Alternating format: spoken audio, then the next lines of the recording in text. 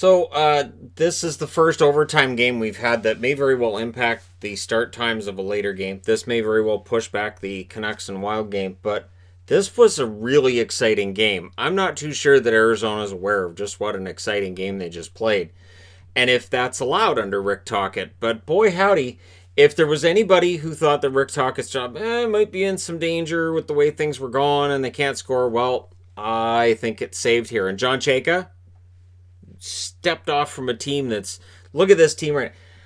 I have waited.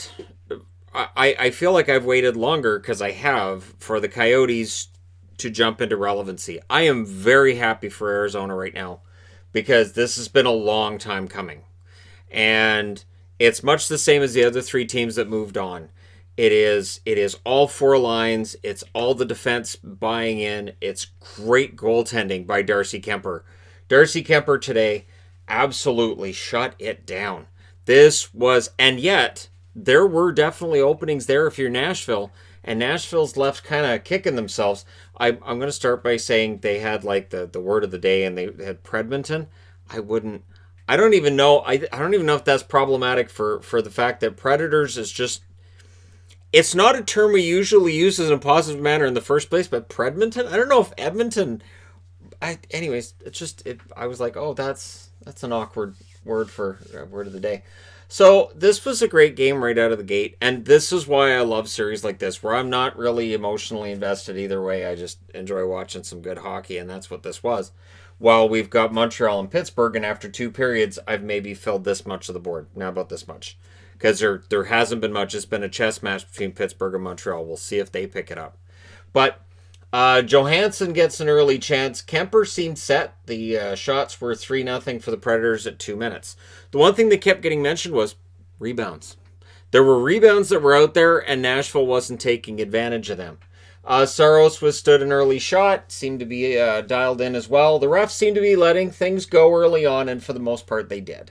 This was not a game that was filled with penalties, so for people who are concerned about the amount of penalties, A, the players are going to be in better shape. They're not going to take the silly fouls they've been taking. And B, as we get into the more important games, that's how it works. Just the penalty totals will drop. Ellis hit a post on a delayed penalty. It was Grabner that got called for hooking. The Predators go to the power play. Predators unable to bury rebounds. The shots were 8-1, 8 minutes into this. And right away I was thinking, okay, so the Predators have the lead in shots. They're out shooting and out chancing Arizona, so the Coyotes win, right? And for Arizona, that's been the story. But that's been the story for Nashville, too, all season, which was when they led in shots, they lost. When they didn't get... And it is this bewildering thing that coming into this series, both teams had that narrative, and it worked the whole way through. First half was all Preds. This was a desperate team that knew they had to win today, and we're here. Granlund gets a chance. It's kept out, and then the puck goes the other way, and on a fantastic, off of a turnover, Grabner scores from Ekman Larson at 17:27. So Michael Grabner, very solid in 4 games in this series. And again, the team with the shots is losing. Arizona was outshot by almost 2-1 in that period, and yet they have the lead. Second period, Ekholm broke up a Keller chance early, but then Kessel on a brutal turnover. One of those ones where it's a miscommunication in their own zone, and Saros with the pass, and it's not... Anyways, Kessel ends up with it and buries it at 1:37. So, Phil Kessel, it's a playoff game. Here he is. Another defensive zone turnover right after that, and that's problematic. So even if you're out shooting the opposition, if you're giving up these huge turnovers, that's a problem. The Predators get a post for Duchesne. They were unable to answer. That was their third post overall. Jalmerson then was guilty of a hook, and that could have been a penalty shot. Absolutely could have been a penalty shot for Duchesne on that play. Well, Duchesne gets the goal during the power play from Yossi and Johansson at 4:29. Watson would then take a penalty. The Coyotes have a power play, but the Predators kill it. That is the Coyotes' only power play today. That was it. So, again, the power plays favored Nashville. They get the goal here, but here we are. Arvidsson then gets a goal from Ellis and Forsberg at 8:26. And the momentum's behind the Predators as they've tied it. And all I kept thinking was, it's the Coyotes, so they could definitely lose this. It's the Coyotes. I look at the predictions I made coming into these play-in rounds, and I focused way too much on how teams were playing at the break or which teams I thought were better. And you know what? It's been so long since they played any games that were important. None of that matters. So I'm looking forward to when I'm predicting round one. It's not going to be by who I think is going to win. It's going to be, here's who I want to win. Let's see how happy Shannon is watching the playoffs. And that should be interesting. And you'll note how often the team I'm cheering for will probably be the underdog. So yeah, after the Arvidsson tie, the Coyotes pressed at the 12-minute mark. Stepan takes a penalty. The Predators had the power play for the lead, and that Stepan penalty came at a time where it felt like the Coyotes had some of the play in their favor. Pressure during the power play, but Darcy Kemper was fantastic. Kessel had a chance that was stopped with 3:45 left in that period, and Kemper kept kicking out big rebounds, like just booting them way out. And it's just a matter of Nashville being able to anticipate those rebounds. So whoever plays Arizona next, keep an eye on that. Kemper lets out a lot of rebounds. He will stop that first shot. It is up to whoever they play next to try to take advantage of those rebounds. Saros robbed Krause last minute. Very lucky Krause didn't get the goal there, but we go to the third period tied.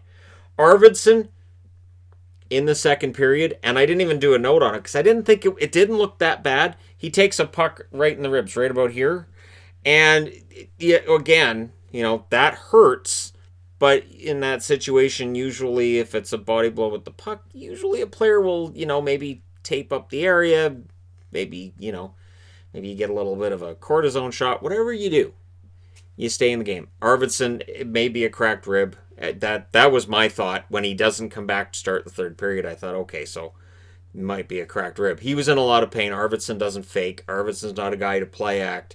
He is as tough as they get. So with Arvidsson out of the lineup, I thought that could be a huge factor for the Nashville Predators because Arvidsson's been great through, up to that point, 3 games and 2 periods. Osterley then scores from Ekman, Larson, and Keller at 4:21. There was lots of traffic in front of the net on that goal. It didn't deflect. It went straight in.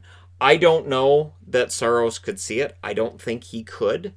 And Saros just plain missed it. But I don't think Saros could see that puck. The Coyotes then pushed after looking for that insurance goal. And then they take a too many men on the ice penalty. So again, the Predators, while they have the momentum, they take a penalty. And the chance goes to the Nashville Predators. Shorthanded, Grabner gets a breakaway. So Grabner looking for another goal, which would have been his third of the series, would have been his second shorthanded goal. He doesn't get it, but Grabner, a dangerous guy. It's looking like the Grabner that was a big deal for the Islanders not too long ago. Dangerous play by Duchesne then, a backhander that gets saved. And they made mention of, and I noticed this, and I went into my phone and checked. At this point, we're into the second half of the third period. Weber and Tenorti had played, I think it was 6:48 for Weber at the time, and Tenorti, I think it was like 7:31. So the Nashville Predators were relying heavily on their top 4, and to me that meant there's the possibility they're relying too much on their top 4. Now, before anybody says, well, that's what they're getting paid for and that's what Nashville's known for, the thing is, Arizona, all 6 of their defensemen were seeing the ice, and clearly Tocchet had faith in all 6 defensemen. And it does leave them a little bit fresher, and if we're going to end up going to overtime, that was something that I thought was important, so I made note of it. Masterful puck control by the Coyotes, killing off about 90 seconds, and it was Richardson and Hinostroza that were doing that. And it was just, we're going to go ahead and kill the clock. And I thought, this is great. There was like 90 seconds left when they got off the ice. And I thought, okay, so Arizona's going to get this. Goalie gets pulled at around the minute mark left. Timeout then with 38.4 seconds left. Although they put timeout on the screen, and then the referee says that they were doing a review to see whether or not the puck went in the net, which it didn't. So this is one of those things I've seen in these playoffs where they'll have timeout on the screen. I don't know if it's an actual timeout or not.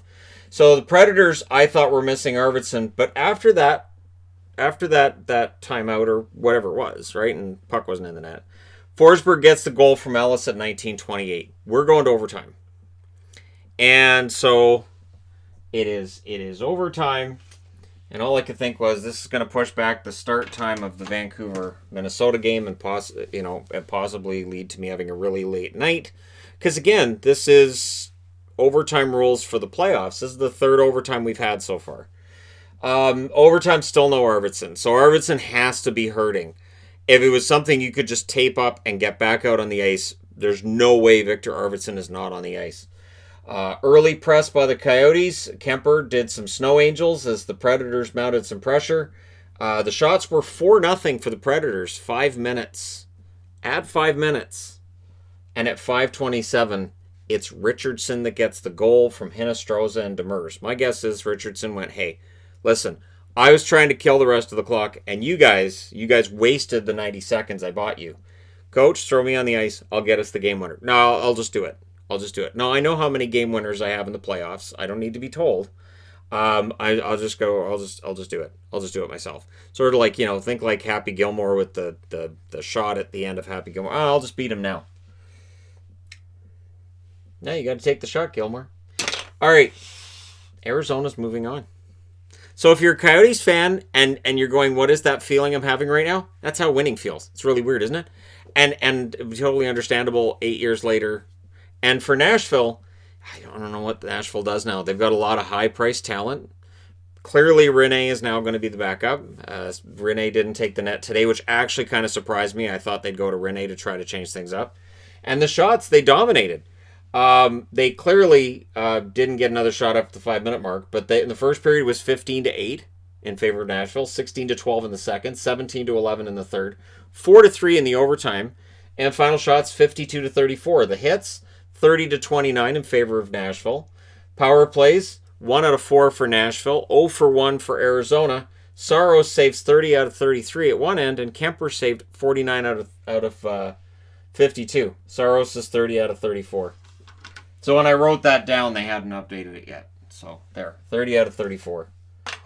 So that's your difference right there. Darcy Kemper kind of went out and stole one. Absolutely great. Somewhere Tyson Nash is losing his mind at what he witnessed there. And this game was fantastic. Hopefully Pittsburgh-Montreal gets it going in the third period. But there you go. Very exciting game. Many congratulations to the Arizona Coyotes. I am so glad to see these guys will be in the playoffs after years and years of frustration.